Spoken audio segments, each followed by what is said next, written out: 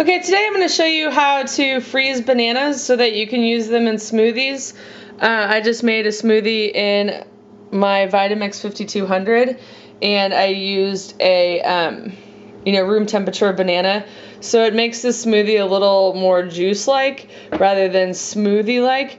So when you use a frozen banana, instead of having to use ice, you can actually use a banana, which allows for more flavor because you're not adding water or the ice, which is water.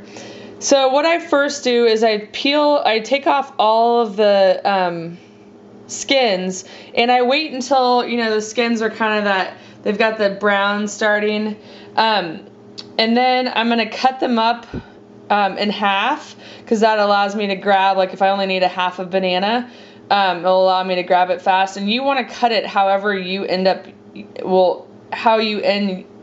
use your bananas in your smoothies. So if you only use a quarter of a banana, then cut it up like you're gonna need it when you pull it out of the bag later. Okay, so they're all peeled, and you can see I've put them on a cutting board, and now all I'll do is just cut them in half, which is simple to do. And I was thinking while I was peeling them that one of the objections that I might get from this video is, why wouldn't you just put them in the freezer with their skins on? I certainly have tried that, and let me tell you, it is not fun to get the skins off when they are frozen. And they turn brown and they get really thin, and it's pretty much a disaster. Unless you are using the bananas for banana bread. And if that's the case, I actually would recommend leaving the skins on. Don't worry about putting them in a bag, and just let them thaw out before, like 2 or 3 hours before you make your bread. So now what I'm going to do is put the bananas in the Ziploc baggie, which I had frozen strawberries in earlier, and I just used up those frozen strawberries in the smoothie that I just made. So I didn't want to throw the Ziploc baggie away, and I had the bananas sitting there, so I wanted to make the most of that Ziploc baggie, and I'll show you how.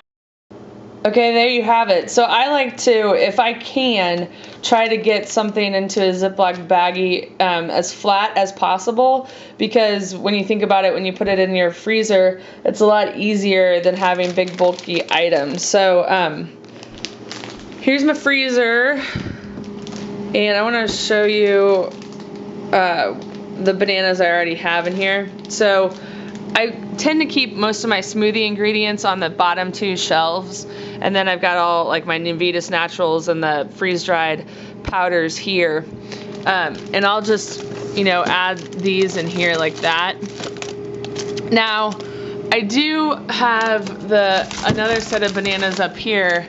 And you can see that's what they end up looking like when they're frozen. And I'll just, when I need it, I'll pull it out and use one. I just used up a bag of frozen bananas the other day, so I'm glad to have another option. Thanks so much for watching. If you have any additional tips or insight, I would love to learn from you as well. If you have any questions, please don't hesitate to ask. If you like this video, please give it a thumbs up. It helps our YouTube channel grow. Thanks so much for watching, and we'll see you next time.